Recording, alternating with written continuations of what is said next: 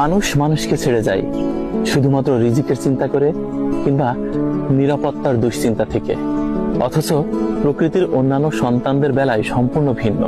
দেখুন, এক জোড়া পাখি আমার পেছনে রস পান করছে। পাখিরা প্রতিদিন ভোর রাতে খালি পেটে বের হয়, তারপর দিন শেষে পেট ভরে বাসায় ফেরে।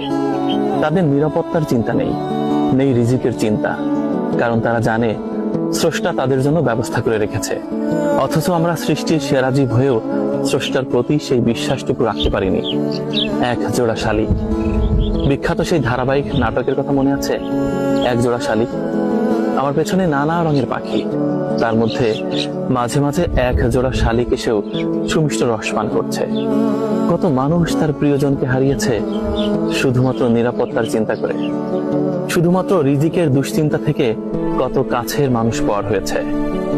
প্রকৃতির অন্যান্য প্রাণীরা সম্পূর্ণ উল্টো, তারা সম্পূর্ণ আস্থা রেখেছে স্রষ্টার প্রতি, আমরা রাখতে পারিনি।